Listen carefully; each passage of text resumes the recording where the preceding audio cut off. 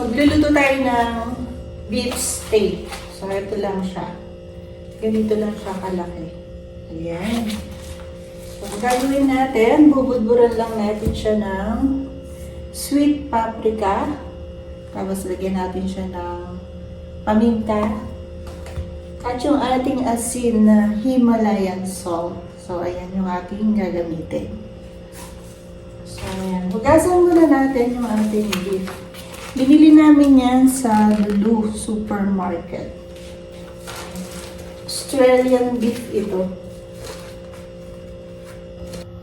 Ito na. At hugasan muna natin siya.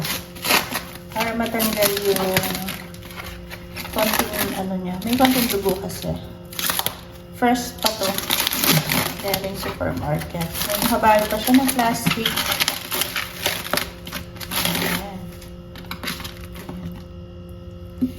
Amoy beef talaga siya. Kesa muna natin. Tapos, ilagyan muna natin siya sa asin. Muna natin ito. Asin muna natin yung mga tubig. So, nanasan muna natin siya na tissue. Para wala yung tubig. Ayan. Matuyo. Ganda niya na guys kasi meron siyang mga konting mga tawag dito, yung taba-taba niya. May tawag dyan, pag sa baka. Australian beef. Ayan. So, ganito yan. Tapos, lagyan natin siya ng paprika. Malinis naman yung kamay ko. At ako lang din naman ang kakain. Ulam. Yan si paprika. Paprika, pampatanggal ba ito ng parang pampatanggal ng lansa. So, yung ating Himalayan salt. Ayan. Budburan. Ito wala yata lumalabas. Ay, hindi pala naka-open. Ayan. Kabilaan, syempre. Yung pangano natin dito, ay, bali, butter. Butter yung gagamitin natin. At yung ating paminta. Yan lang. Paminta, asin, saka yung ating paprika. Yan lang ang ating ilalagay dito sa ating beef steak. Yan. Mas masarap, mas maraming paminta. So, yan muna natin siya ngayong nakababad para kumapit yung pinaka-lasa ng mga nilagay nating mga ingredients. So, mamaya, lulutuin natin siya. Yan. Beef steak tayo ngayon. Ayan, lutuin na natin yung ating steak. Ibabad ko na kanina pa.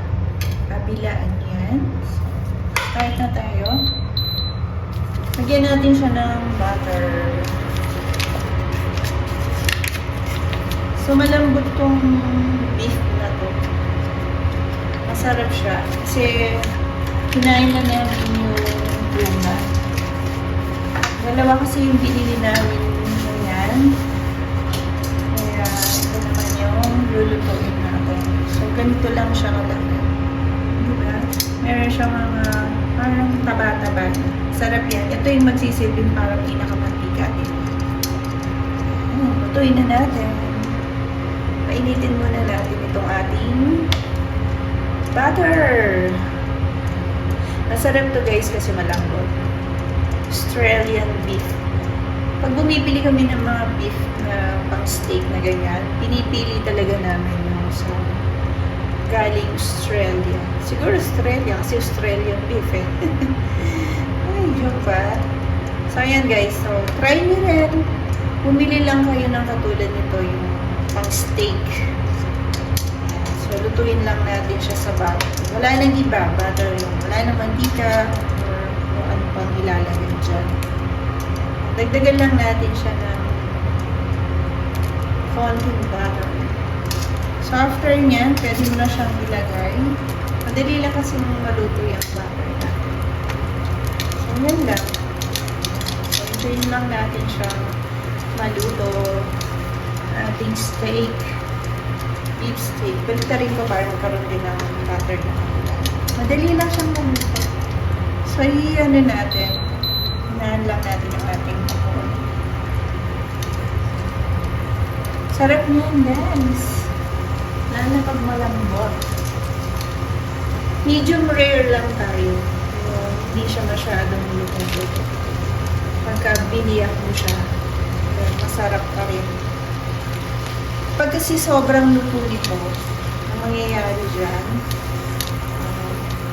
parang magiging rubberized. Kaya ganyan lang siya. Di ba napakadali lang? Kapag binili mo yan sa restaurant, ay naku, mahal. Mahal ito. Kaya bumili na lang tayo ng beef. At tayo na lang ang magluto ng ating steak. Pero syempre minsan mas masarap din kumain sa restaurant. Ano? Alam ko ba, kapag kinain mo siya sa bahay, parang normal lang siya na. Mas masarap pa rin yung sa restaurant. Kahit mahal. Ayan, iniikot-ikot ko lang siya. Yung parang nagda-dark na yan, yan yung binudbud natin kanina. Ayan. Yung paprika. Yung paprika kasi yan. So, mahina yan. Ikot-ikot lang natin siya. Ganyan.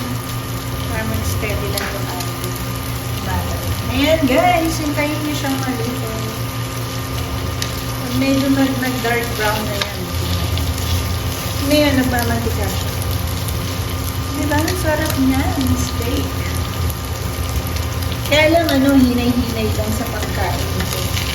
Siyempre, yung edad natin, hindi na yung edad na tulad nung medyo bata-bata pa tayo.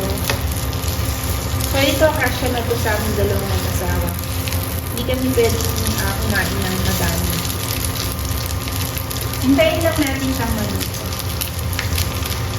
Ay, tumipitik-pitik na.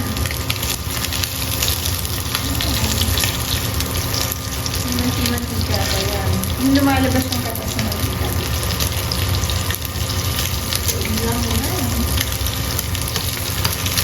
Masyadong dito.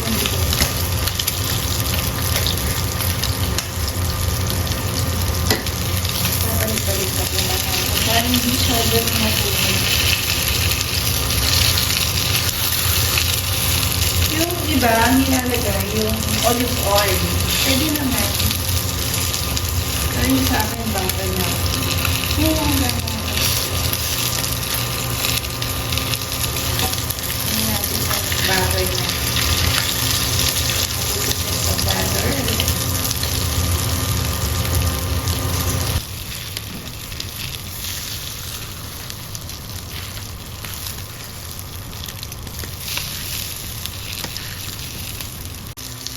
So, ito na guys. Pwede na yan. Kasi medium lang natin sa niluto.